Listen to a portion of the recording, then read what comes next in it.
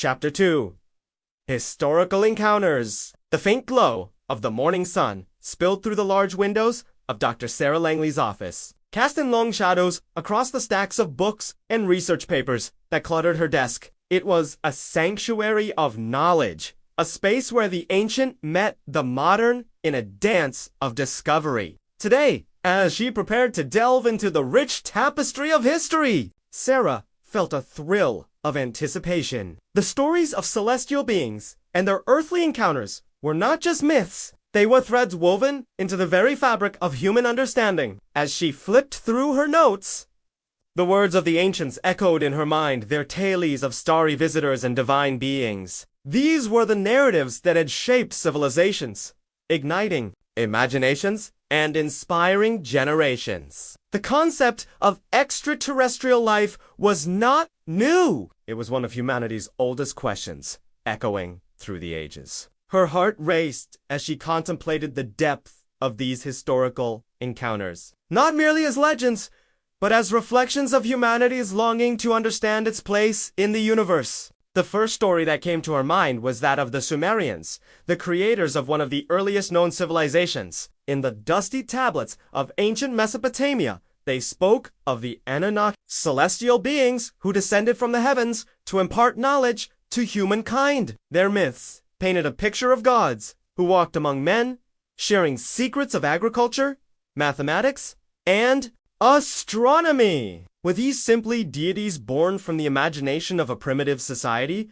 Or could they represent something more, a distant memory of contact with extraterrestrial intelligences? Sarah's fingers danced over the keyboard as she typed, her thoughts flowing freely. She imagined the Sumerians gazing up at the stars, wondering if they were alone in the vast night sky. In her mind's eye, she could see the priests of ancient temples, their cloaks billowing in the wind, reciting prayers to the Anunnaki in hopes of favor. The allure of these stories lay not only in their content, but in their ability to connect the past with the present, a bridge between skepticism and belief. She recalled the writings of Plato, who spoke of the lost city of Atlantis, a civilization said to have advanced technology and wisdom unmatched by any that followed. In his dialogues, he hinted at the possibility of beings from the stars influencing human development. What if, she pondered, the story of Atlantis was not a mere fable, but an echo of a reality that humanity has since forgotten? Her curiosity ignited.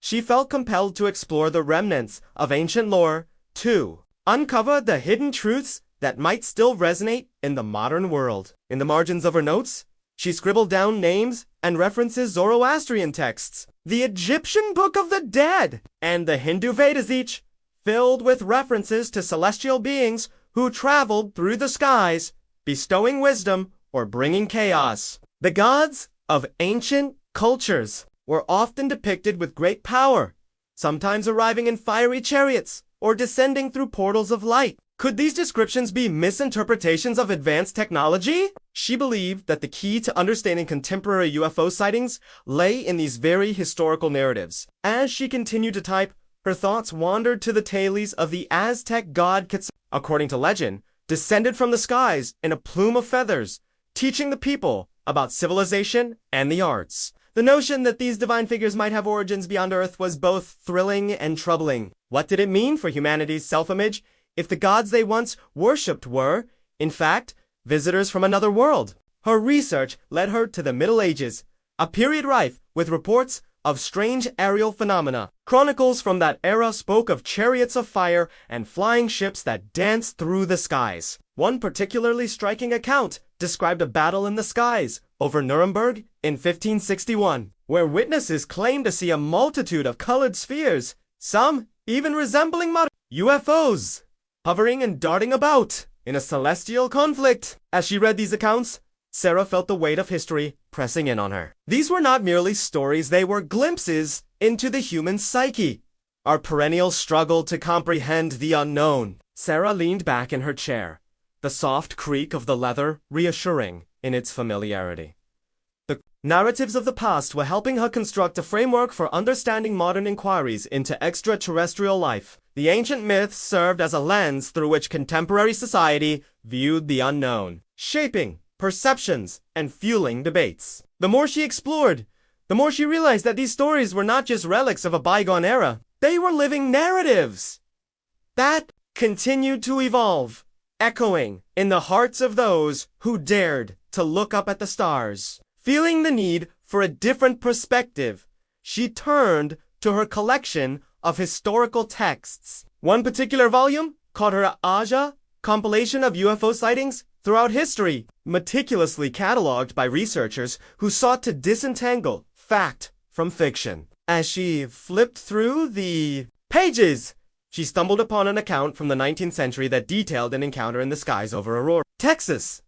A supposed alien craft had crashed, and the townspeople buried the pilot in a local cemetery, marking the spot with a simple gravestone. Such stories, she mused, were as much about the human experience as they were about the encounters themselves. The more she read, the more she recognized a pattern. Humanity's fascination with the heavens was not confined to time or culture. Across the globe, across centuries, people had gazed at the stars in wonder and fear, weaving tales that reflected their hopes and anxieties. The stories of celestial beings and UFOs were not merely isolated incidents. They represented a collective yearning for connection, understanding, and ultimately, answers.